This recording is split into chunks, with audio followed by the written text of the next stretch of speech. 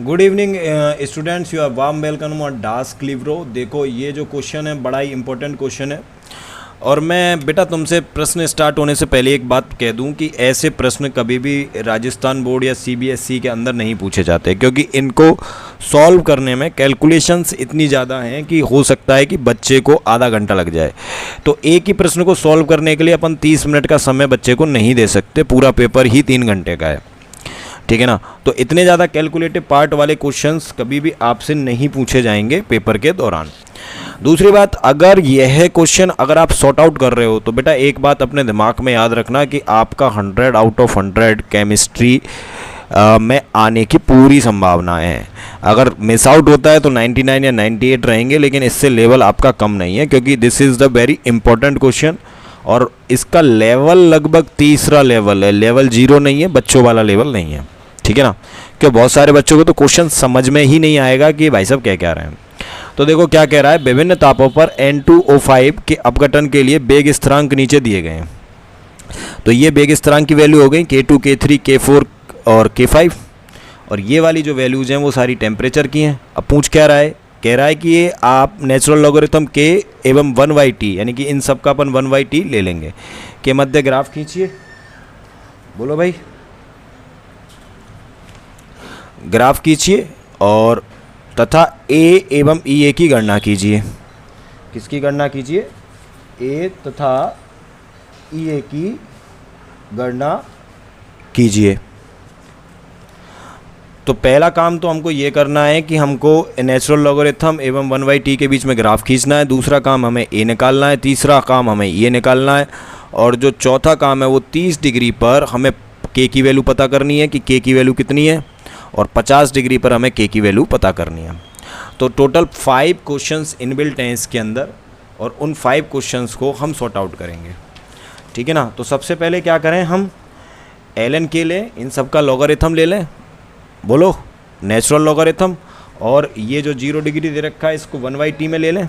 0 degree Celsius का मतलब हो जाएगा हमारा 273 केल्विन, ये 293 केल्विन, ये आपका 20 और जोड़ो 313 केल्विन, ये आपका हो जाएगा 323 केल्विन, और ये आपका हो जाएगा 343 केल्विन, ठीक है। मैंने कहीं गड़बड़ तो नहीं कर दी भाई?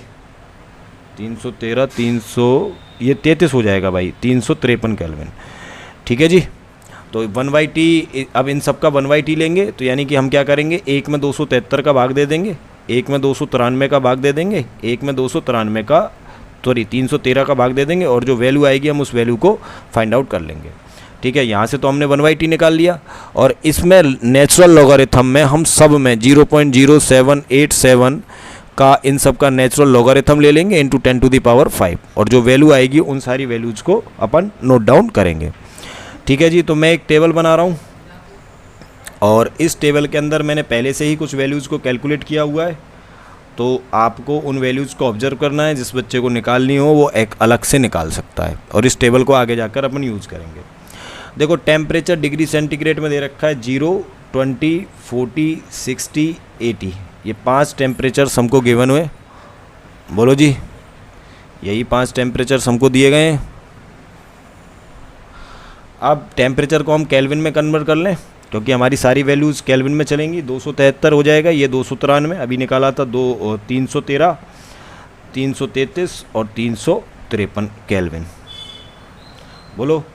अब इनका 1/t यानी कि केल्विन की जो यूनिट आएगी वो इन्वर्स हो जाएगी, तो इसका 1/t आएगा 3.6 इंटू 10⁻³ इसका आएगा 3.4 इंटू 10⁻³, इसका आएगा 3.19 इंटू 10⁻³ इसका आएगा 3.0 इंटू 10⁻³ और इसका आएगा 2.8 इंटू 10⁻³।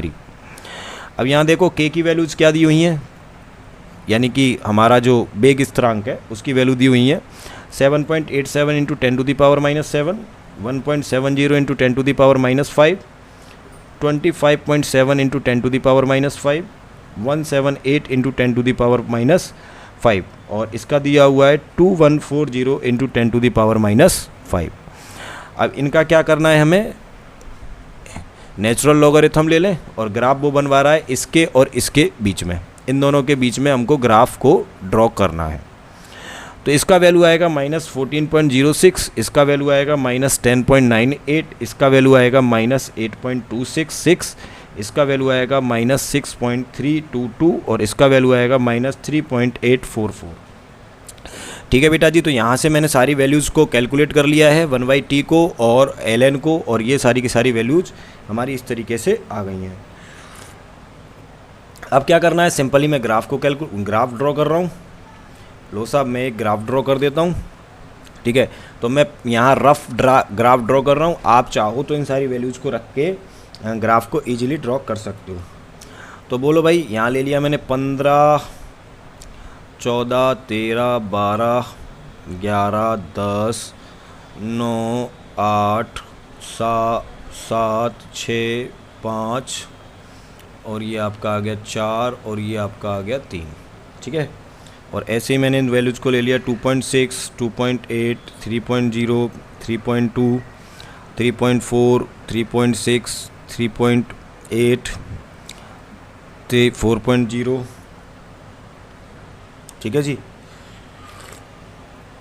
इनको थोड़ा दूर दूर ले लें, इनको थोड़ा दूर दूर ले लेते हैं।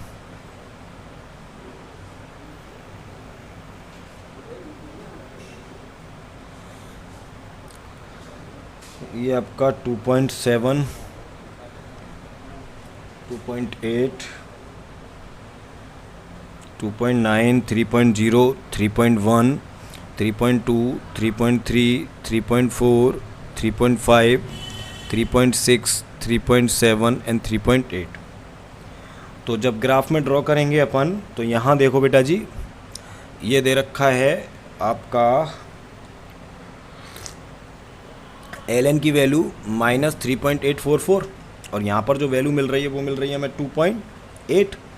तो मैंने जो वैल्यूज़ मानी हैं यहाँ 10⁻³ मल्टीप्लाई बाई 1 टेम्परेचर, और यहाँ पे जो वैल्यू ली हैं वो ली हैं नेचुरल लॉगरिथम के।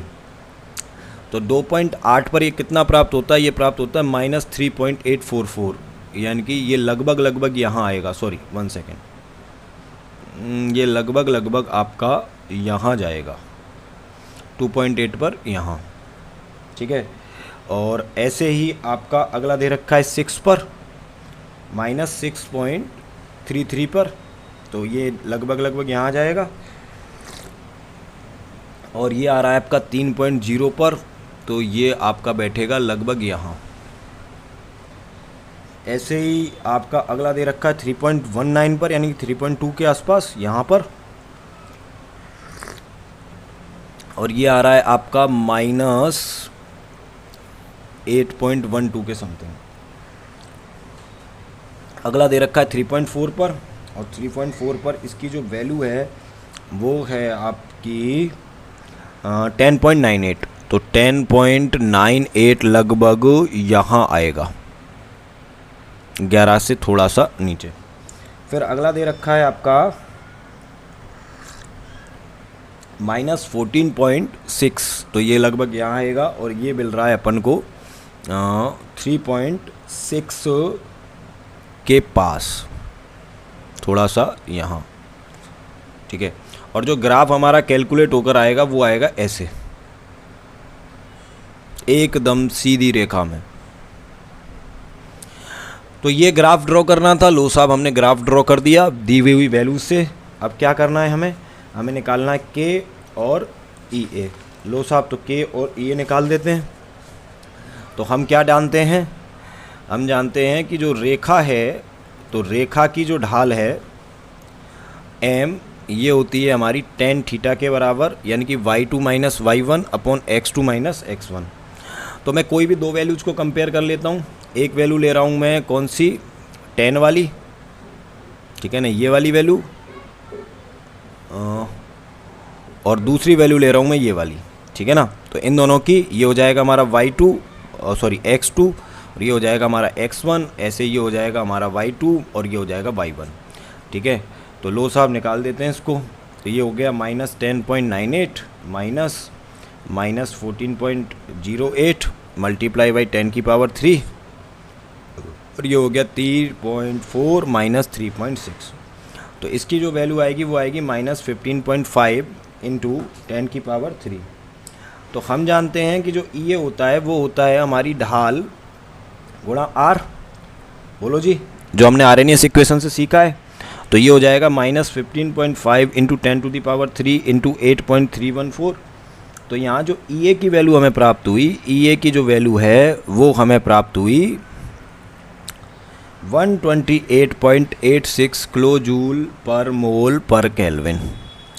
लो साहब, ये हमारा दूसरा आंसर आ गया। यहाँ पहला आंसर ग्राफ बन गया और दूसरा आंसर हमने ये ई ए की वैल्यू निकाल दी। अब अपन ए की वैल्यू निकालते हैं। लो साहब, हम क्या जानते हैं, हम जानते हैं क्या होता है इन ए इजक्वल टू इन के प्लस ई ए अपॉन आर टी। तो अपन टेम्परेचर कोई सा भी ले लें। लो साहब, अपन ले लेते हैं टेम्परेचर बराबर 273 केल्विन ताप पर, क्योंकि सब में वैल्यू सेम आएगी ई ए की, क्योंकि ई ए गुणांक है।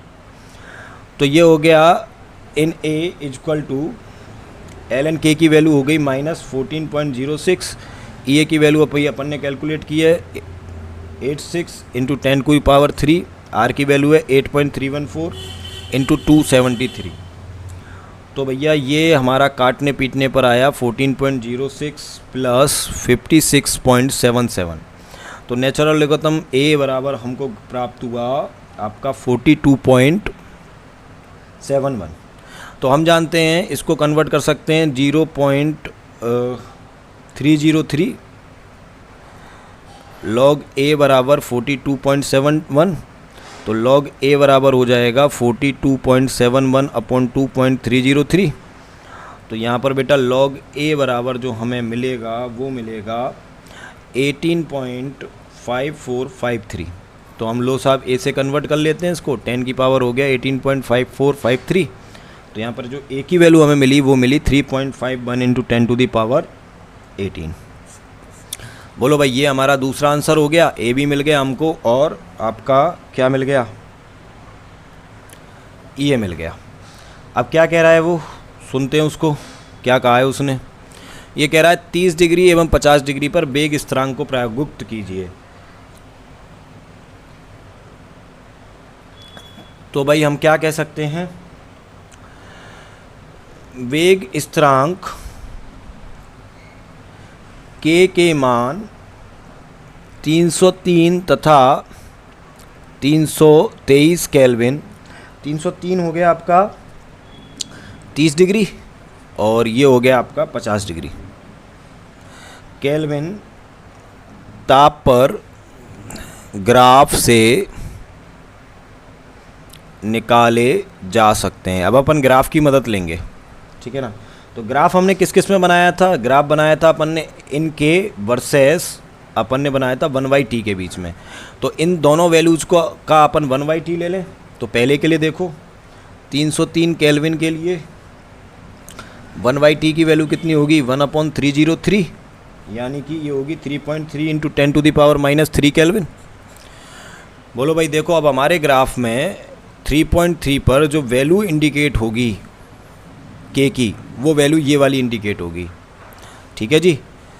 कौन सी इंडिकेट होगी, 3.3 पर ये वाली वैल्यू इंडिकेट होगी। यही वैल्यू जो है वो हमारे के की वैल्यू प्राप्त होगी। बोलो, अरे यहाँ तक समझ में आया या नहीं।